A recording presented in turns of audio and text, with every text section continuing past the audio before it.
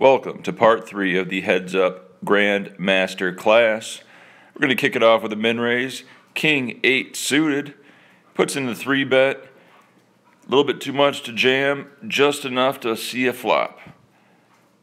The 9 of hearts is appealing, but we're going to need some miracle backdraws to gain any significant equity in this pot. We don't beat much. Don't have any draws, so I think we're going to have to let this one go. He's turned up the aggression, and we're going to have to adjust. Ace-3 off. We're sitting on 25 blinds. Could jam. Could call. We go for the call. I kind of like a jam in retrospect. I like a turn lead here now that we've picked up some equity. Possibly get some value from his Queen-10 type hands. I don't think he has a flush. I think he would have c-bet most of his flush draws. 6-7 is now a possibility, along with ace-deuce. Possibly a weird 2-pair, like jack-3, 5-3, or 4-3. I don't think there's enough bluffs in his range versus value bets, because all we are is bluff catching here. So, for some reason, I just don't believe him. But I think we have to lay this one down. It's close, though. Very close. His half pot sizing has been for value in the past. I don't think he's going to deviate too much from that.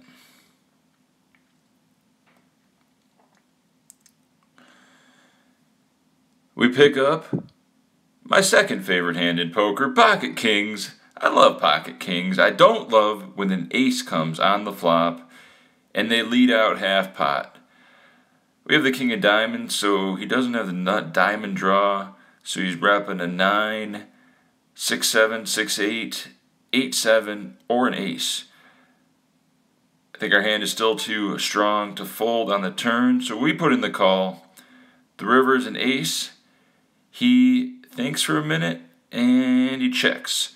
So I'm putting him on a bad 2-pair type hand, maybe a 5-6, 9-8, maybe miss flush draw, but I think our hand's too strong to check back. We go for big value, making it look like we missed our flush or straight draw, hoping to get a call from a 9.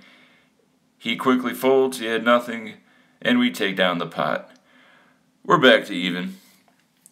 Here we flop bottom 2-pair, and we could be aggressive or we could be tricky. I'm going to go with tricky in this situation and stay under repped and just hope a diamond, 10 or 9 does not roll off, and we'll call him down.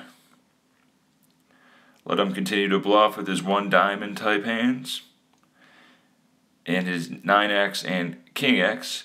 That's a very bad card because now any queen beats us. The question is, would he half pot value bet a queen?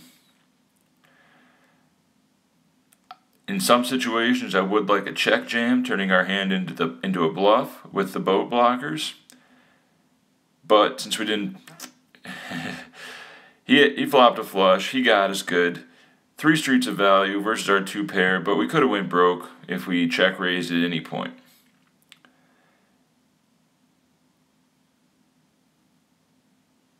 But like I was saying, I don't think we flat 8s or jacks, or just check 8s or jacks pre-flop, so the odds of us having a boat there are very slim. 8-7 would make sense, but I don't think he'd give us credit or fold out any of his flushes against our perceived boat. So we go for the call your bluff line, and he has a flush, so that's it. Few non-consequential hands. Raise it up with the king high. Face a 3-bet. And route. King high, no good with the deuce.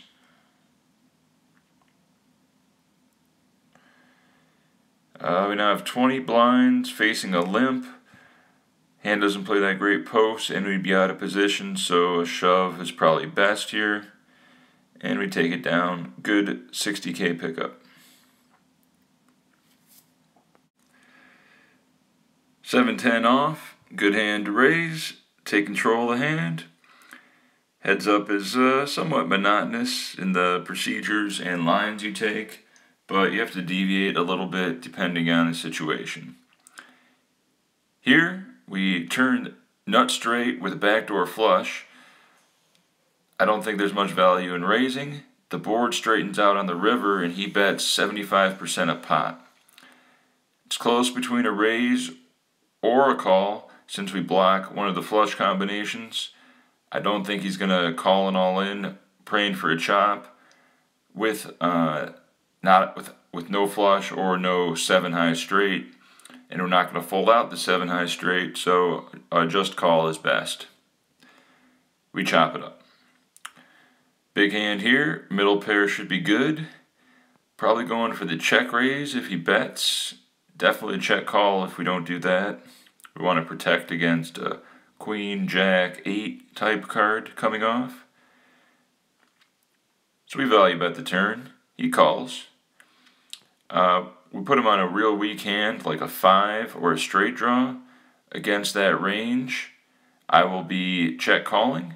He's not going to bet the 5, but he's going to want to bluff all of his missed straights. He did have the Queen Jack. He missed the straight draw. I'm surprised he didn't bluff the river. Our plan would have worked perfectly. But he didn't pull the trigger for some reason. I don't think he can assume Queen High is ever going to be good. Interesting. Here we have King High in a limp pot. Bad board, but hoping to check it down and win with King High. Can't call a bet. Not much we can beat there.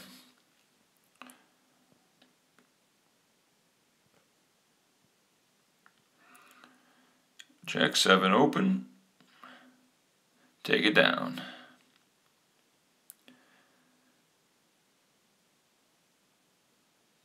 Ace 4.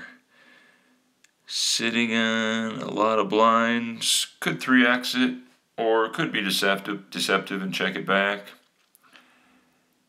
I'm going to call here. Ace High has a lot of value with backdoor Broadway, backdoor wheel, backdoor nut flush draws.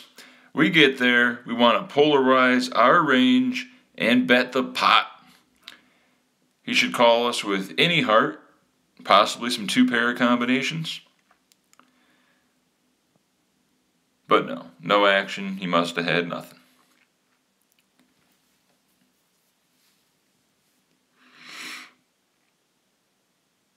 Every pot matters. We'll definitely take it with the 8-4. About back to even. Chip counts. This is a very, very long heads-up match. Most heads-up matches in online tournaments last around anywhere from 1 hand to 10 minutes. Usually the blinds are a lot higher, and the structure's a lot worse, so there's a lot more gambling. On this board, I'm torn between a C-bet and a check back. I'd rather hope to hit a queen or get value when we hit a jack or a 10. I don't think he's folding out much worse. And I can't imagine calling for a chop on this river.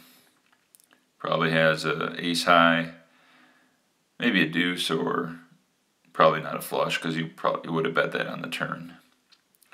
Jack 9 suited's a good hand to take a flop with. We do have some backdoors. I don't want to check call.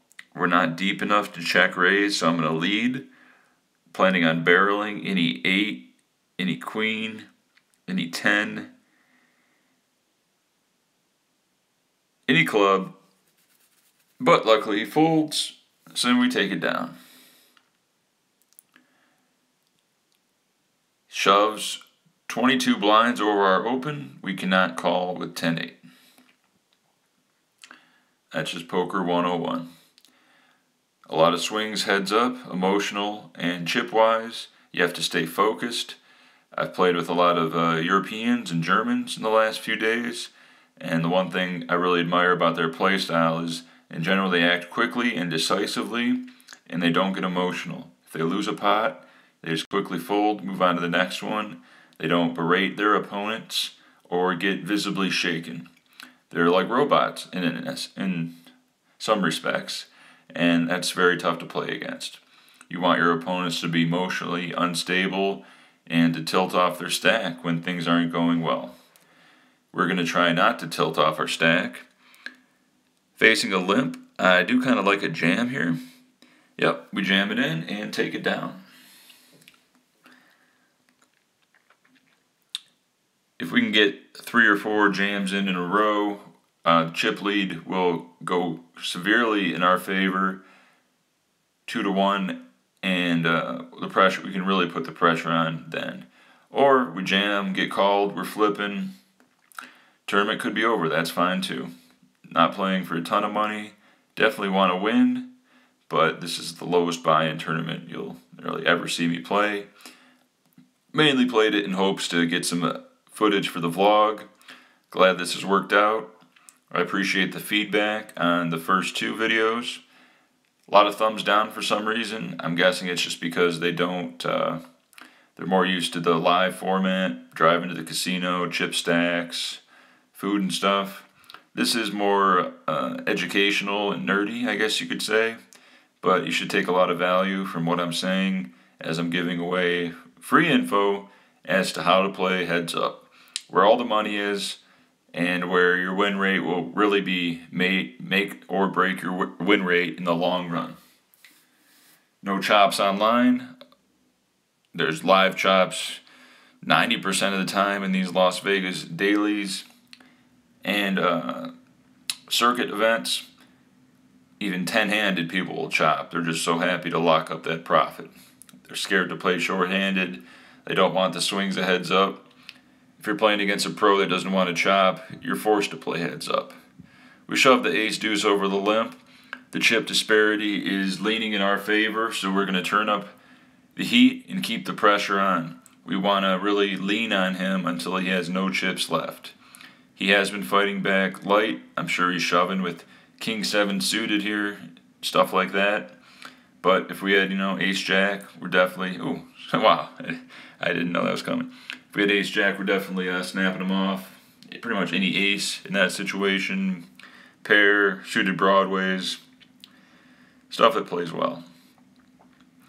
But in general, he doesn't seem to be trapping with his open limps, so we're going to keep attacking those.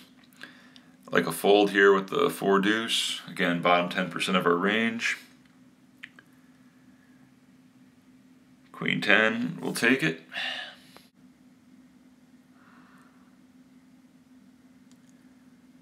Nine 10 could open jam, could limp, could min raise.